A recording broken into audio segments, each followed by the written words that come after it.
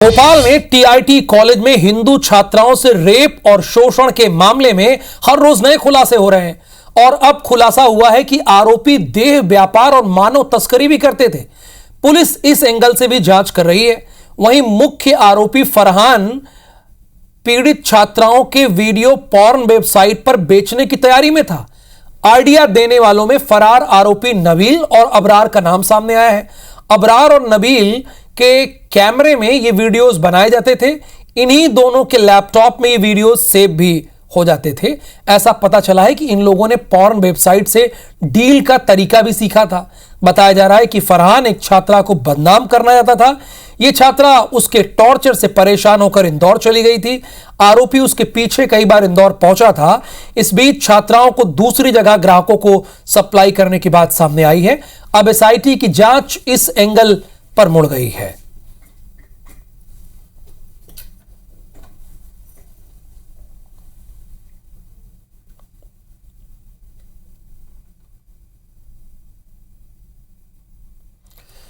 TIT college में हिंदू छात्राओं से रेप और शोषण के मामले में आज एक नया खुलासा हुआ है। अब यह खुलासा हुआ है कि ये आरोपी जो है वो देह व्यापार और मानव तस्करी भी करते थे और एक पॉर्न वेबसाइट से डील के फिराक में भी थे। टीआईटी कॉलेज कांड में खुलासों के बीच अब आरोपियों के परिजनों का रिएक्शन भी सामने आ गया है। आईबीसी 24 की टीम आरोपी फरहान के घर पहुंची और परिजनों से इस मामले में बात की। आरोपी फरहान के पिता ने कहा फरहान को कड़ी से कड़ी सजा मिलनी चाहिए। फरहान के पिता से बातचीत की है हमारी संवाददाता हरप्रीत कौर रीन ने।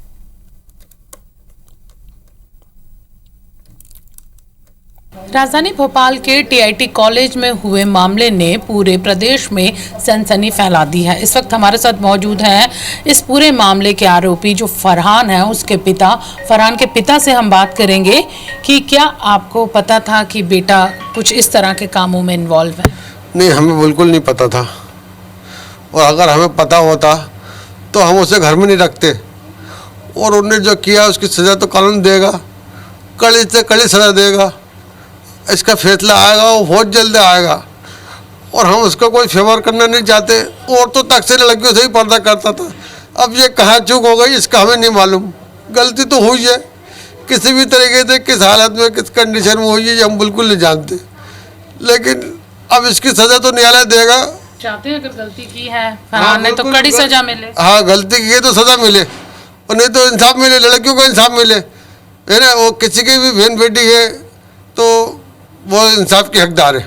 आप खुद एक बड़ा पर्दानशीन परिवार से हैं, घर में महिलाएं, बेटियां आपके पर्दे में रहती हैं। अरे मैडम, हम तो औरतों से ही पर्दा करते हैं।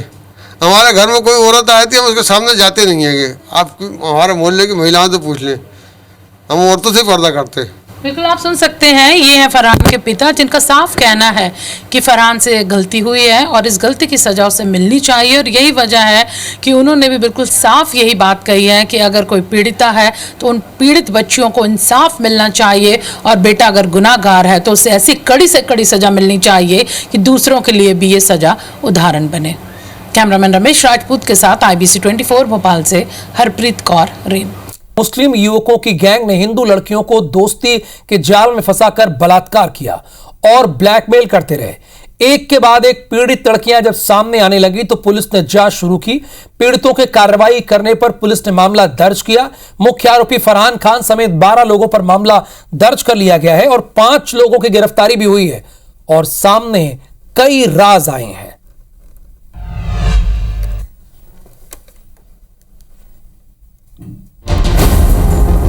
भोपाल झीलों की नगरी के नाम से जाना जाता है, जहां उम्मीदों के पंख को उड़ान देने के लिए कई सपने जमीन पर उतरते हैं। लेकिन इसी भोपाल में भविष्य संवारने आई युवतियों पर एक गैंग की काली नजर भी रहती थी। इस काली नजर के टारगेट में थी भोपाल के टीआईटी कॉलेज की हिंदू छात्राएं। टीआईटी कॉलेज भोपाल इस कॉलेज में पढ़कर वैसे तो कई भविष्य उज्जवल हुए हैं, लेकिन यहाँ एक ऐसा खेल चल रहा था जिसने न केवल भोपाल बल्कि पूरे देश को हिलाकर रख दिया। दरअसल राजधानी का संगठित मुस्लिम गैंग हिंदू लड़कियों को दोस्ती के जाल में फंसाकर बलात्कार करता था। इन दरिंदों की दरिंदगी यही नहीं थमती थी। ये लव जिहादी गैंग, ये गिरोह भोपाल में अजमेर जैसी घटना को दोहरा रहा था। शिक्षा यहाँ पे दी जाती है, ये सरस्वती जी का मंदिर है। हम लोग ना तो किसी को इस तरीके की मतलब किसी चीज को उत्साह देते हैं, ना प्रोत्साहन देते हैं।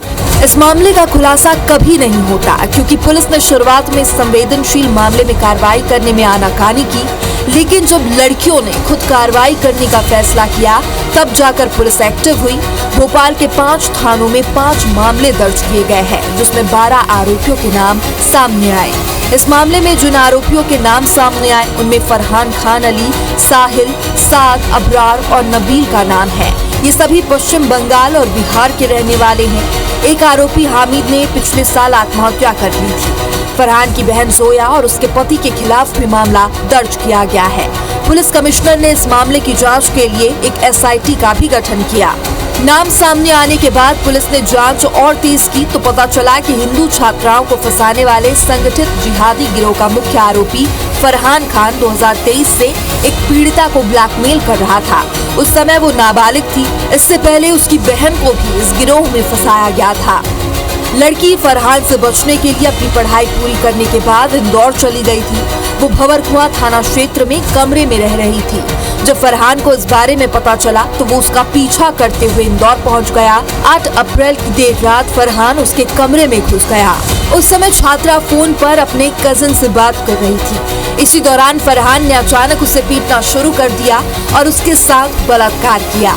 अचानक हुई इस घटना के बीच लड़की और उसके भाई की फोन पर बात जारी रही। जब भाई ने उसकी चीखें सुनी तो उसने दूसरे फोन से 100 पर डायल किया और अपनी बहन के लिए मदद मांगी, लेकिन कोई मदद नहीं मिली। जब भोपाल में पुलिस से शिकायत की गई तो यहाँ भी पुलिस ने मामले को दबाने की नीयत से आरोपी फरहान के खिलाफ शांति भंग करने का मामला दर्ज किया, लेकिन जब छात्रा अड़ी रही तो पुलिस को बलात्कार और ब्लैकमेलिंग का FIR दर्ज करना पड़ा।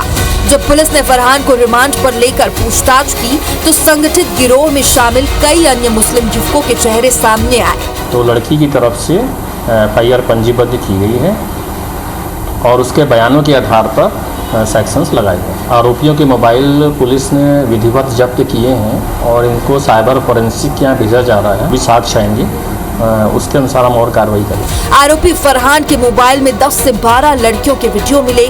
महिला पुलिस अधिकारियों ने कुछ छात्राओं से संपर्क किया और उन्हें समझाया है। उनसे मामला दर्ज करने के लिए कहा गया है। कई लड़कियां सामाजिक बदनामी के डर से आगे आने को तैयार नहीं है और इस बीच एक और लड़की ने शिकायत दर्ज कराने के लिए सहमति दे दी है। इस मामले में 6ठी FIR दर्ज होने की संभावना है। इसमें भी फरहान ही आरोपी है। Bureau report IBC 24।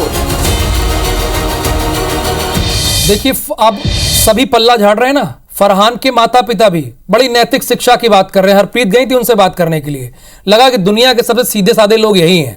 और बेटा कैसा है, हमारी बहन बेटियों को टारगेट करता है, तो दूध के धुले बनने की कोशिश तो आप कीजिए ना, क्योंकि आपका बेटा फंस गया इसलिए आप ये नाटक नौटंकी कर रहे हैं। ये देश जानता और समझता है। बहरहाल ये सामने आया है कि हरप्रीत की पुलिस का भी बहुत ढुलमुल रवैया है। जब शांति भंग का केस उन्होंने पहले दर्ज किया था, अभी इस पूरे मामले में अपडेट क्या है उससे वो हमारे दर्शकों को आप बताइए।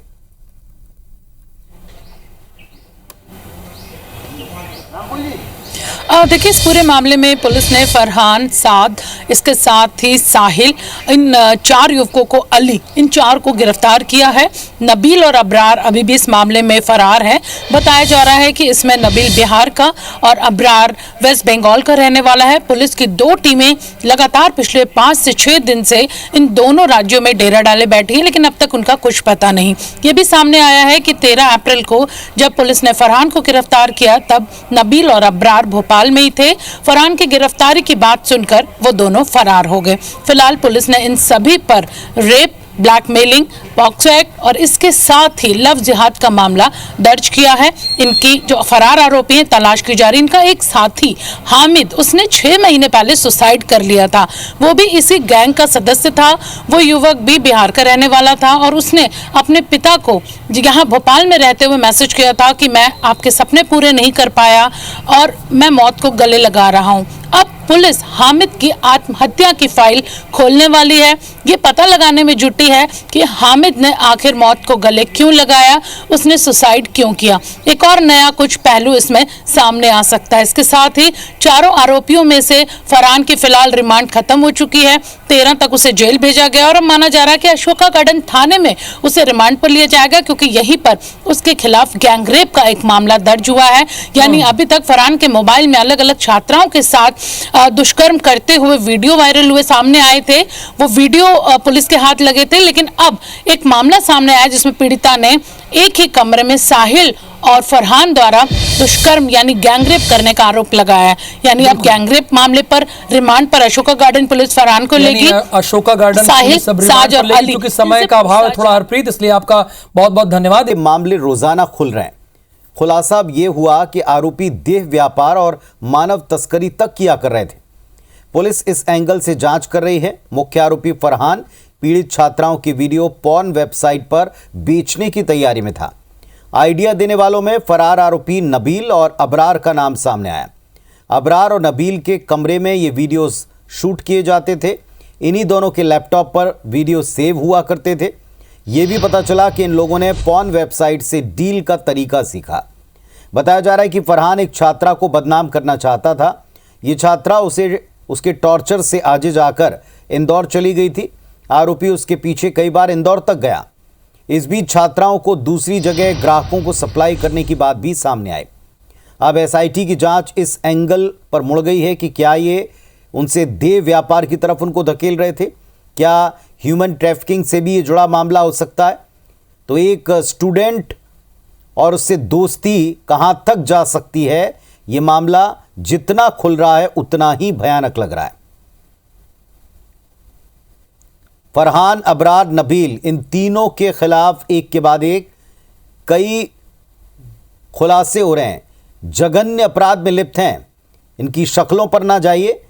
इन्हीं शक्लों से, चिकनी चुपड़ी शक्लों से इन्होंने लड़कियों को फांसा और फांसने के बाद दोस्ती, प्यार का झांसा, पहले ही बार में शारीरिक संबंध बनाने के लिए दबाव और फिर उसका वीडियो बनाकर उन्हें देह व्यापार तक में धकेलने की बात सामने आई। और ये सब कुछ शुरू होता था टीआईटी कॉलेज की हिंदू छात्राओं के साथ।